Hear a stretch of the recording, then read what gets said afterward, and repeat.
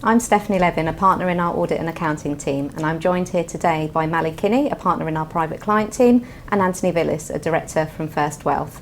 And we're here to talk about some of the things that business owners should be thinking about both before and after selling their business. So Mally, what are some of the things that business owners should be thinking about? And more importantly, how early should they be starting this planning? Very good question, and this is a hot topic that we talk about with entrepreneurial clients all the time.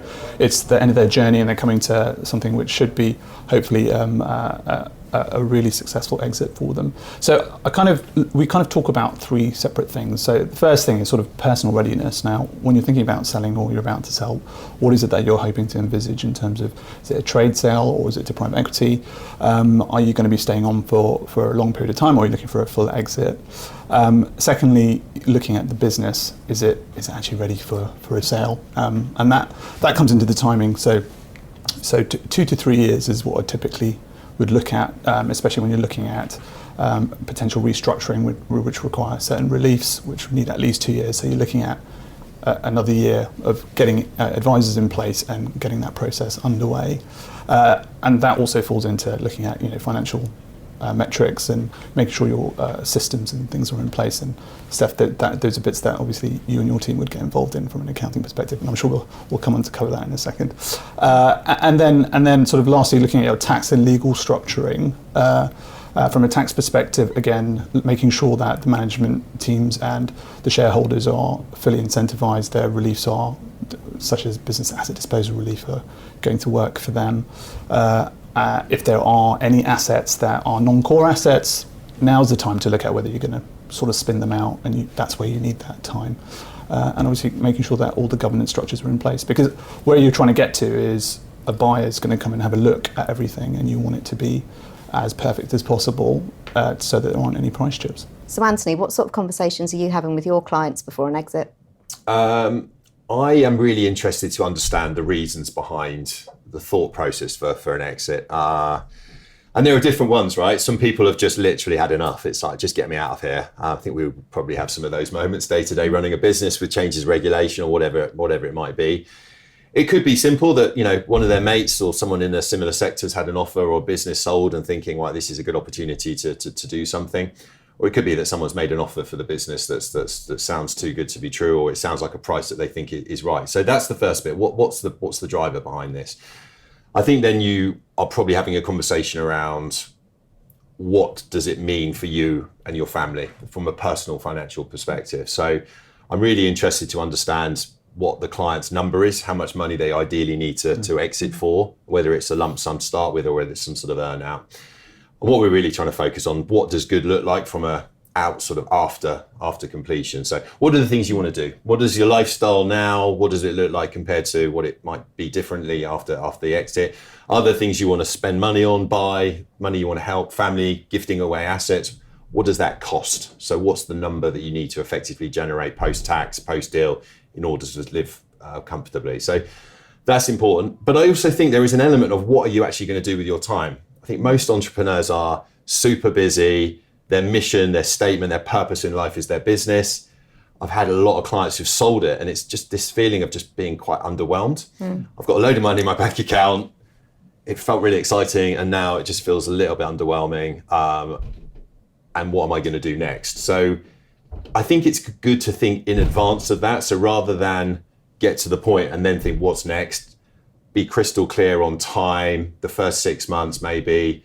Are you thinking about doing something else? You don't need to rush into something. Have some time to breathe, but just have stuff to do. Because I think sitting at home where that purpose may be gone, for a lot of people, I think it kind of freaks people out. And it's a bit of an unexpected feeling. So maybe just setting that expectation for people, this is what might happen. Let's have a think about that in advance. Yeah, and certainly I know a lot of people who have exited and then actually come back and started something else because that sitting at home not doing anything, it just doesn't sit well with their entrepreneurial spirit, I guess. 100%. And I also, the other thing that I've seen quite a few times is people just go too early. So they either invest all their money early, so they've got this liquidity event and all of a sudden they've got no money, which is kind of ironic, or they spend a load of money, go and buy a property, they do something else. And again, they've got no liquidity. So they've had no time to enjoy it. It's all tied up in fixed assets. There's no money to then live the lifestyle. And they've almost brought that necessity to go and do something again way too early. So I just think have some breathing space, chill out a little bit, enjoy it, get a feel for what that feels like, and then make a good decision about what you do next. Yeah. And actually, speaking of money, so Mally, what about if a business has got a lot of cash in it? Should the business owners be looking to take the cash out before an exit, or leaving it in, because presumably that would increase the value? Yeah, I mean, that's a really good point. A lot of businesses, they do have excess cash sitting in there, and I've got a couple of live examples where that's happening. Typically, buyers don't want excess cash sitting in the business, so they would either discount it for that, or they'd expect the owners to take that cash out, which then leads to the point, how do you take it out? So typically you're trying to flex between whether you're going to take it out as a dividend or a salary or a bonus, or whether you're going to restructure your affairs to maybe have a holding company for your shareholding to take value out that way. And hence that comes back to timing. So if you're going to sell in the next few months, it's very difficult to do anything in a tax neutral manner. Then you're kind of leaning towards distributing it in an income way, or etc. So that's the key thing there. Yeah. Yeah. And on that, this idea of a sort of run up to exit, and this is where the sort of financial planning bit works well, is if we are looking to distribute excess cash, rather than you've done the deal, it needs to go the day after, yes, or the day before. That dividend flow over 2 or 3 years to potentially reduce tax liabilities, or some financial planning around sort of enterprise investment scheme, venture capital trust, pension planning, that sort of almost 2 or 3 year runoff, if you've got visibility of it, it just makes it so much easier, rather than I've just sold, this is where we're at. It's obviously a great position, but it could be improved by just having those conversations a little bit earlier with an accountant and also the financial planning. I completely agree. I think that what happens is if you have the longer runway, as you say, Anthony, you've got a lot more options, yeah, and flexibility how you do things. Yeah. As soon as you get closer and closer to that exit, yeah, point, everything narrows down, unfortunately. Yeah. So I completely agree. So Mally, thinking about getting organised in this sort of 2 or 3 year runoff ideally, we've got some fairly significant changes coming up in April 26 about business property relief and how that could potentially impact a company on the death of a significant shareholder. So can you just give us an idea of how you are talking to entrepreneurs about that change in legislation? Yeah, thank you. Yeah. Typically, whenever we've talked to entrepreneurs and succession, which is something that we'll probably come on to talk about later, they've not been so concerned about it from an inheritance tax perspective, because their businesses have essentially had 100% exemption through business property relief, as you mentioned. That is now being capped at £1 million from April next year, which means that there's a lot more, that succession piece is now coming to the top of the list of conversations. And so it does mean that families now have to think a lot harder as to what they want to do and how they want to do, and whether, how quickly they want to do things. So whether you're going to still keep the business or whether you're going to sell it, if you are going to keep the business and you want to start passing that value on to the next generation, how are you going to do that? Are you going to use trusts? Are you going to be gifting things? But even before you think about all the tax planning opportunities, the key thing is valuation. Yeah. Right. So a lot of clients right now are valuing their businesses to see what is their exposure actually. Yeah. Can there be discounts, especially if it's between different family members? So it's not just a straight, if I own 15% of the business or 15% of the value, you get minority discounts, etc. So valuation is key at the moment. Okay. But flowing into valuation is sort of accounting. So Steph, just getting, especially for exits as well as valuing the business in general, what are you seeing with clients? Yeah, well, I think, we're talking to clients a lot about the importance of having a really robust set of financials, because, it's the first thing that any potential buyer is going to ask for, a set of management accounts and understanding actually the performance of the business over, the last few years, and what is actually, the assets and liabilities that they've got now. And really it's about giving potential buyers confidence in those numbers and making sure that there's no risk or uncertainty with them, because when you have that, that's where the valuations get chipped, as we've said. So, really there's some very simple things that business owners can be doing in the lead up. So things like collecting debts, so making sure all the customer accounts are up to date and those slow paying customers are cleaned off the ledger, paying down suppliers, making sure HMRC are paid up to date, that there's no PAYE or VAT liabilities kicking around. Directors' loan accounts, that's another key thing that potential buyers are very interested in.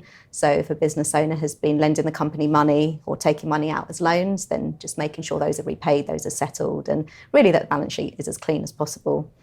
And then I sort of mentioned the importance of having accounts that you can share with potential buyers. So just making sure that a business has got a very robust set of management accounts and a process that runs every month, so that you've got KPIs, key performance indicators are being tracked. If there's a budget, that any variances to budgets are being thought about. And I think for the gold star, and I know, Anthony, you do this in your business, a forward-looking forecast, just to really show how the business is expected to perform over the next few years. And this all takes time, right? So we're talking about timing all the time. So we're going to keep coming back to this. It's timing, not to leave this all to the last minute. Hopefully you've got these processes in place already, but it takes time to set them up if they're not already there. Absolutely. And of course, even if a business owner isn't thinking of selling, then having a really robust sort of monthly process for your management accounting is just so important for running the business. But absolutely, definitely something that is critical in the run up to a sale. Yeah. Can I just ask Steph on that? What do you think is best practice around projections of a business forward looking? I've got, I would probably look to do ours typically every 12 months, but I know other businesses do them quarterly, particularly if there's variances around expenditure or sort of budget or revenue. So what do you think is best practice? Yeah, I mean, normally we say every 12 months for a really good solid lookout, because obviously things change so much that, you can tie yourself up in knots trying to reforecast every week almost. So, I think if you're tracking your results quarterly against your forecast, then there will be variances naturally, but as long as you understand them and can explain them, that's fine. Okay. But the forecasting exercise, I think if done properly, will take a decent amount of time. So probably anything more than an annual get-together of all the key people to think about that is probably overkill. Great, thank you. So Mally, how do you think we can best support the wider teams? When people are going into an exit process, I found founders sort of sometimes deal with this in unique ways. So they'll either try and keep it to themselves and not really integrate the team, which I think is typically not the best practice, actually. But what you should try and do is just make sure you've earmarked the right team and communicate with them to let them know what's happening. Because essentially if a buyer comes in and nobody knows what's going on, that is not a good impression to be set, and it shows that there's not good processes in place. So you should earmark a team that's going to, and give them roles as to who's going to do the due diligence process, who's going to look after finances, operations, deal with the legal matters, etc. That makes it look super slick.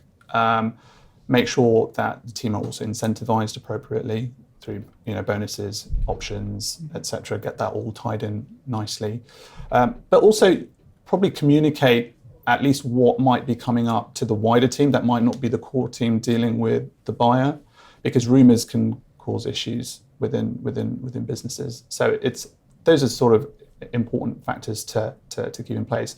But so that's more on the internal, like the business that's being sold. But on the wider side, it's making sure you've got the right advisory team around you. So accountant, tax advisor, obviously wealth planner, lawyers, potentially a corporate financier as well. So I think those are the sort of best practice areas that I'm seeing. And then what about after an exit has happened and the cash is in the bank account and the deal's happened? What sort of things are you talking to your clients about at that point? Well, I think this is where Anthony, you've talked a lot about this already, but that's where it starts going from, well, I've had this business asset and I'm all about maximizing value. Now I've got this value. What do I do next, right? What do I do next? And it's what do I do next personally, and what does that look like? Should I, reinvest into something else? Should I be setting up a brand new business? Again, clients or entrepreneurs tend to lose their identity, I think, in terms because they're sort of tied in with that business, and they're sort of, get to the next thing, sort of nature, sort of things. I should just go into the next venture. Whereas I agree with you, Anthony. I think a little bit of a pause, recalibrate, look at what you actually want to do. Do you want to take on some NED roles? Do you want to, start investing in other businesses in your sector and sort of be like a mentor, etc. Those are the sort of things. But then, from a tax point of view, you've now got a potential IHT problem. So you've gone from, you've got an asset which was subject to business property relief, although it's capped, and now you're going to a place where it's cash, which is not subject to any relief at all. So. Typically, I would look to someone like yourself, Anthony, to start helping them model through what life would look like from a cash perspective, because they've gone to this cold asset, which is cash, and that, how much do they need for day-to-day living, and if they want to give stuff away, make sure they don't give too much away, and how do they keep that cash burn going? But I think that's something more to your... Yeah, it's interesting. So I think the sort of the psychological framing of what happens next I think is quite important for what we do. So it's this concept of underwhelm, lack of purpose, and loss of identity. It sounds quite weird, but I've been seeing so many clients have just felt quite low and flat for a period of time where their thing has gone and their purpose for doing it. You're right, they're sort of wrestling with the idea that they probably know that they want to stop for a bit, but also there's that natural burn to do something. So in terms of the planning, I think I've seen two sorts of clients. I think you've either got the client who is overly cautious, perhaps. They've got now what they deem to be a finite amount of money, rather than the business is a point where it just throws off cash, dividends or salary, to right, you've now got a lump. And that feeling of lack of income coming in can be a bit overwhelming, and I don't want to spend any of the money because I'm not sure I've got enough. So obviously from a financial planning perspective, if we've got to that first and go, look, we really have got enough here, then that helps. But I've seen clients sit with loads of cash and it's that fear of doing anything with it because they're not confident that they've got enough, or that what if markets go down. So lifeboat drilling, what does it feel like to invest? What do you need to return on the investment? And you nudge people into the direction of a more sustainable portfolio, sustainable outcome. So that's one set. The other set is this sort of the wild client who goes a little bit crazy. And that can be a good thing where they've dropped a large amount of money and there's a load of stuff they want to do, and it kind of doesn't matter because there's so much there that it's going to be all right. Houses, chalets, villas, cars, it's that sort of lottery win. But if it's a big number, it's kind of okay. So there you are probably trying to nudge clients in the opposite direction to say, look, this is all great. And you don't want to get in their way because you don't want to be that person, but you're trying to get the trust to say, look, at some point we need to try to get to the point where there is this money ring fenced that's going to be your sustainable long-term outcome for you and your family. What you do with the rest of it, good luck to you, have some fun, but this is what the end state needs to be. So there's that nudging in that direction, but you don't want to be the person that sort of gets in the way of it as their sort of trusted advisor. So that is important. I think the other thing that we see a lot is, well, two things really. One is this concept of FOMO, this sort of missing out on things. So I've got this money, I've got other clients, friends that are in that space. They're doing this, that, and the other. I'm doing FX trading, crypto, this, that, and the other. I've invested in this, and they're bombarded with noise, and they're interested in it, but then trying to keep people on the straight and narrow. And so that's not a good idea. You don't need to do that. This isn't sensible. Is quite challenging because there is a lot of noise, either advertising or network. So that's really important as well. So keeping them on the straight and narrow, nudging them in the right direction, encouraging them to spend and have some fun, and then ultimately being a sounding board for what comes next. What do you want to do from a business perspective? Most people won't go again. They either invest in something or they will go again. And just how would you structure that? How would you set it up? What do you want the shareholding to be? Do you want to be the sole equity owner? Do you want to raise money? What's the purpose of the money? To build, de-risk yourself, or is it around building knowledge around the business as well? Who could be in your network that could help you with that challenge? And almost maybe running the eye over a business plan and sort of critical oversight of what that might look like as well. So that is trusted advisor. It's probably the bit that we enjoy the most because it feels like you've got to that stage. But it's great to see clients having fun, and at the same time, we have a duty to nudge people in the direction where they're just sitting on a large amount of cash, particularly if they've sold young and they need to be doing something else. Yeah, but what I'm hearing is it's actually equally important for those business owners to have people around them, the right team, the right advisors, not just in the lead up and during the process, but actually afterwards as well, and perhaps more so than you would think. I just think so much of it is just trust. I think it helps if you've been through something similar yourself, because it's kind of, you kind of know how it's going to feel a little bit, and so you can paint the picture. So when you paint it, and whether they agree with it or not, they go, this is what you said 6 months ago. This is a bit weird, isn't it? It's like, yeah, this is what's going to happen. And then you're going to get bombarded by 100 different people telling you to do this, that, and the other, right? That's what's going to happen. And then you're going to go through this process of doing this. So it just, I think that builds confidence. It's like, right, this guy hopefully talks sense. They know what they're talking about. And then So some of it is just obviously the money, but so much of it isn't. It's just about the psychology of money. And I think it's probably where we earn our fees more than anything else. Yeah, and on that piece about once they've sort of identified what they want to do from a next steps point of view, that's where structuring is, as you say, is important. If they want succession or they want to give to charity or set up a foundation, that's where we have a lot more conversations as well with clients. And the typical things that we're seeing is whether they want to have a trust or family investment companies. So it might be something that you're seeing a lot of as well. It's a great question. So I think particularly around philanthropy, this idea of sort of donor advised funds, that you can, again, everything isn't about tax relief, but if you are thinking about profit extraction, you're potentially generating significant amounts of income tax with salary. Is there an opportunity to do that in advance to get the tax relief, to set up your own donor advised funds so that you've done that through income with the tax relief? Then the exit, you've already made your charitable giving potentially for the next 20 years in advance.